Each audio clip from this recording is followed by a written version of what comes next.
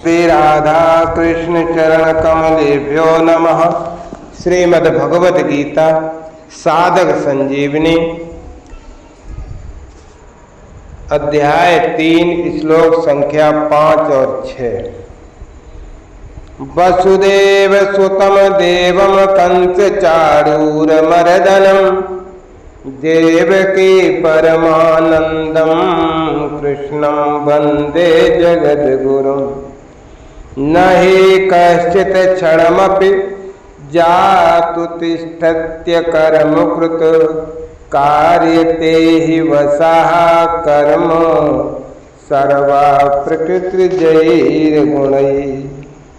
कश्चित् कोई, हे भी मतलब मनुष्य, जातु क्षणम किसी भी अवस्था में क्षण मात्र, अपि अकर्मकृत क्षण मात्र भी कर्म किए बिना न तिष्ठत नहीं रह सकता। ही क्योंकि अवसह प्रकृति के परवश हुए सर्वा सब प्राणियों से प्रकृतिजन गुणई गुण कर्म कार्यते करवा लेते। न ही कश्चित् क्षणमपि जातु तिष्ठते कर्मकृत। कर्मयोग, ज्ञान योग और भक्ति योग, किसी भी मार्ग में साधक कर्म किए बिना नहीं रह सकता। यहाँ कश्चित् क्षणमप और जातु ये तीनों पद विलक्षण पद है। इनमें कश्चित् पद का प्रयोग करके भगवान कहते हैं कोई भी मनुष्य कर्म किए बिना नहीं रहता, चाहे वह ज्ञानी हो चाहे ज्ञानी। यद्यपि ज्ञानी का अपने कहलाने वाले शरीर के साथ कोई संबंध नहीं रहता, तथापि उसके कहलाने वाले शरीर से भी हरदम क्रिया होती रहती। क्षणम पद का प्रयोग करके भगवान कहते हैं कि यद्यपि मनुष्य मैं हरदम कर्म करता हूँ ऐसा नहीं मानता, तथापि जब तक वो शरीर के साथ अपना संबंध मानता है तब तक वह एक क्षण के लिए भी कर्म किए बिना नहीं रहता। जातु पद का प्रयोग करके भगवान ये कहते हैं कि जागृत, स्वप्न, सुषुप्ति, मूर्छा आदि किसी भी अवस्था में मनुष्य कर्म किए बिना नहीं रह सकता। इसका कारण भगवान इसी श्लोक के उत्तरार्ध में अवसाह पद से बताते हैं कि प्रकृति के परवश होने के कारण उसे कर्म करने ही पड़ते हैं। प्रकृति निरंतर परिवर्तनशील है, साधक को अपने लिए कुछ नहीं करना है। जो विहित कर्म सामने आ जाए उसे केवल दूसरों के हित की दृष्टि से कर देना है। परमात्मा प्राप्ति का उद्देश्य होने से साधक निषिद्ध कर्म तो कर ही नहीं सकता। बहुत से मनुष्य केवल स्थूल शरीर की क्रियाओं को कर्म मानते हैं, पर गीता मन की क्रियाओं को भी कर्म मानती है। गीता ने शारीरिक, वाचिक और मानसिक रूप से की गई मात्र क्रियाओं को कर्म माना। शरीर वांग मनोभिर यत कर्म प्रारभते नरा। जिन शारीरिक अथवा मानसिक क्रियाओं के साथ मनुष्य अपना संबंध मान लेता है वे ही सब क्रियाएं कर्म बनकर उसे बांधने वाली होती हैं। अन्य क्रियाएं मनुष्य की एक ऐसी धारणा बनी हुई है जिसके अनुसार वे बच्चों का पालन पोषण तथा आजीविका, व्यापार, नौकरी, अध्यापन आदि को ही कर्म मानते हैं और इनके अतिरिक्त खाना पीना, सोना, बैठना, चिंतन करना आदि को कर्म नहीं मानते। इसी कारण कई मनुष्य व्यापार आदि कर्मों को छोड़कर ऐसा मान लेते हैं कि मैं कर्म नहीं कर रहा हूँ, परंतु ये इनकी भारी भूल है। शरीर निर्वाह संबंधी स्थूल शरीर की क्रियाएं, नींद, चिंतन आदि सूक्ष्म शरीर की क्रियाएं, समाधि आदि कारण शरीर की क्रियाएं, ये सब कर्म ही हैं। और जब तक शरीर में अहमता है, ममता है, तब तक शरीर से होने वाली मात्र क्रियाएं कर्म। कारण कि शरीर प्रकृति का कार्य है और प्रकृति कभी अक्रिय होती नहीं।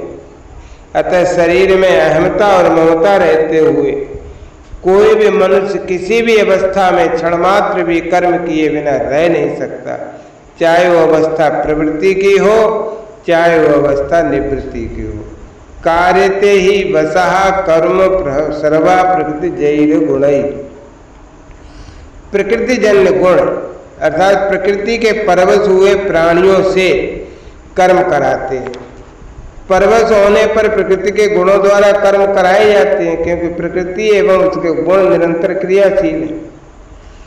तीसरे अध्याय के 27वें और 13वें अध्याय के 39वें श्लोक में यद्यपि आत्मा स्वयं अक्रिय है, असंग है, अविनाशी है, निर्विकार और निर्लिप्त है, तथा जब तक वो प्रकृति एवं उसके कार्य स्थूल सूक्ष्म और कारण शरीर में किसी भी शरीर के साथ अपना संबंध मानकर उससे सुख चाहता है, तब तक वो प्रकृति के परवश ही रहता है। इसी परवशता को यहाँ अवसा पद से कहा गया। 9वें अध्याय के 8वें श्लोक में और 8वें अध्याय के 19वें श्लोक में भी प्रकृति के साथ संबंध मानने से परवश हुए जीव के द्वारा कर्म करने की बात कही गई है। स्वभाव बनता है वृत्तियों से और वृत्तियां बनती हैं गुणों से और गुण पैदा होते हैं प्रकृति से। अतः चाहे स्वभाव के परवश कहो, चाहे गुणों के परवश कहो, चाहे प्रकृति के परवश कहो, एक ही बात है। वास्तव में सबके मूल में प्रकृति जन्य पदार्थों की परवशता ही है। तो इसी परवशता से सभी परवशताएं पैदा होती हैं। अतः प्रकृति जन्य पदार्थों की परवशता को ही कहीं काल की, कहीं स्वभाव की, कहीं कर्म की और कहीं गुणों की परवशता कह दिया गया।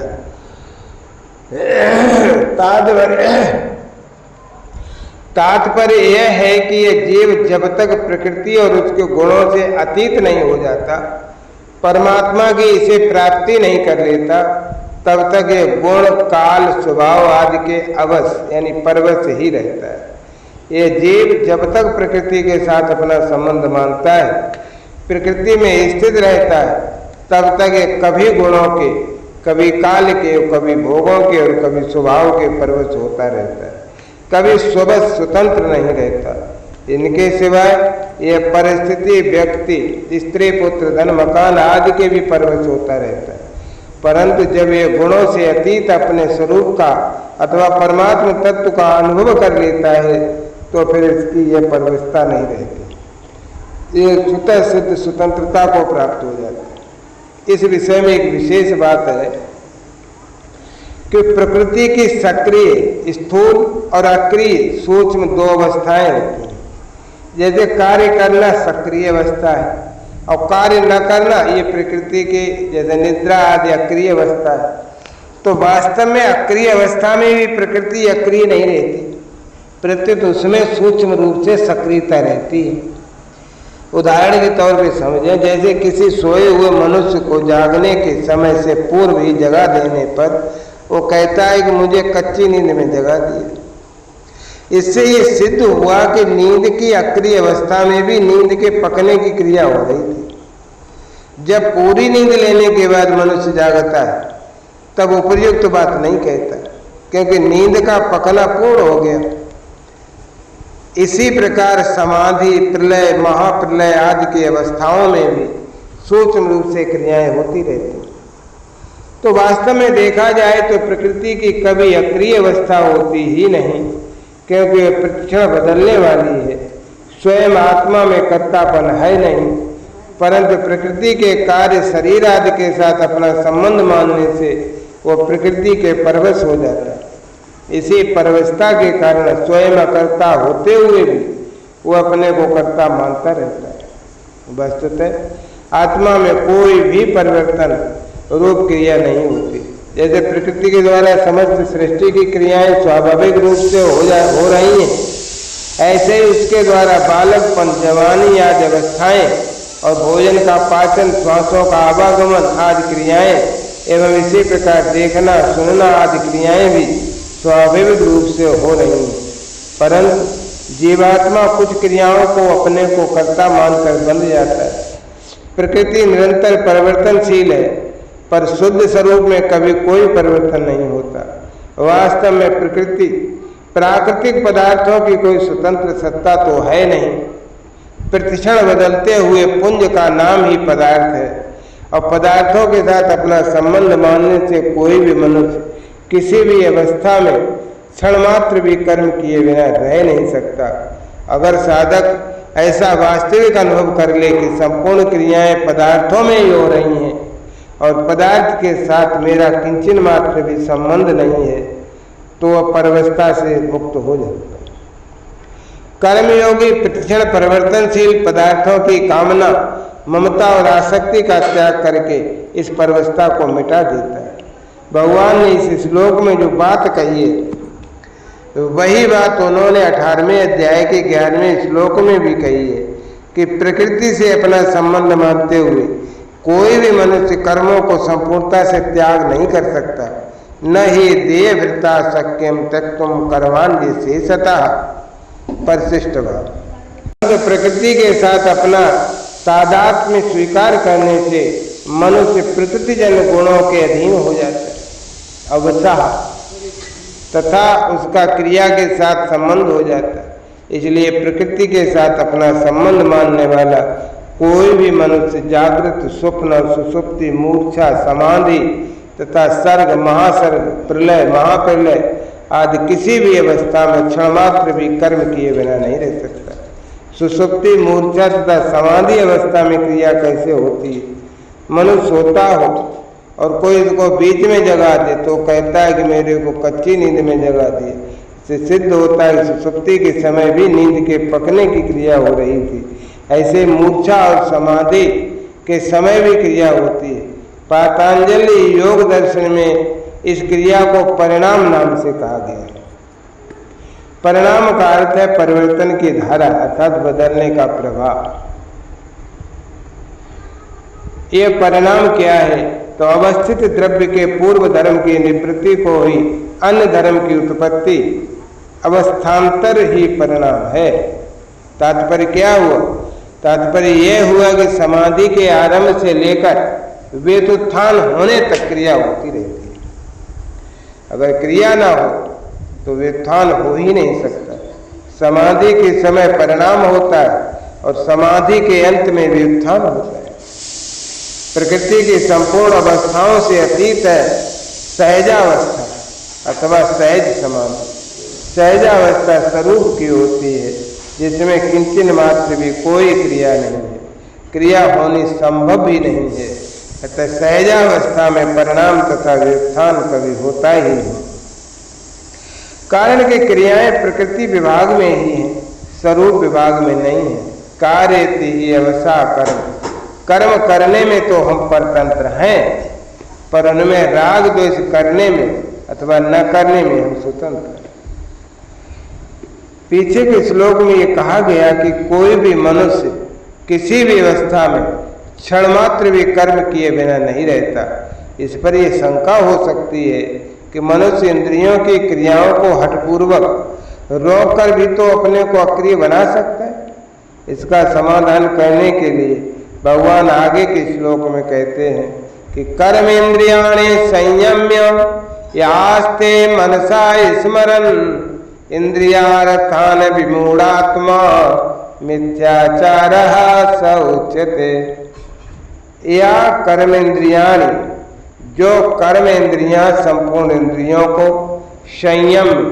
संयमित करके हठपूर्वक रोककर मनसा इंद्रियार्थान स्मरण, मन से इंद्रियों के विषयों का चिंतन करते हुए आस्ते बैठता है, स वह विमूढ़ात्मा मूढ़ बुद्धि वाला मनुष्य मिथ्याचारी है अर्थात झूठे आचरण वाला है, उच्चते कहा जाता है।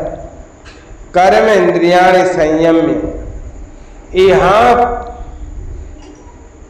श उच्चते कर्म इंद्रियाणि पद का अभिप्राय 5 इंद्रियों से, बाक हस्त पाद उपस्थ और गुदा से ही नहीं, प्रत्युत इनके साथ 5 ज्ञानेन्द्रियां श्रोत्र, त्वचा, नेत्र, रसना और घ्राण से भी है। क्योंकि ज्ञानेन्द्रियों के बिना केवल कर्म इंद्रियों से कर्म नहीं हो सकते। इसके सिवाय केवल हाथ पैर आदि कर्मेंद्रियों को रोकने तथा आंख कान आदि ज्ञानेन्द्रियों को न रोकने से पूरा मिथ्याचार भी सिद्ध नहीं होता। गीता में कर्मेंद्रियों के अंतर्गत ही ज्ञानेन्द्रियां मानी गई हैं। इसलिए गीता में कर्मेंद्रिय शब्द तो आता है पर ज्ञानेन्द्रिय शब्द कहीं नहीं आता। 5वें अध्याय के 8वें 9वें श्लोक में देखना, सुनना, स्पर्श करना आदि ज्ञानेंद्रियों की क्रियाओं को भी कर्मेंद्रियों की क्रियाओं के साथ सम्मिलित किया गया है।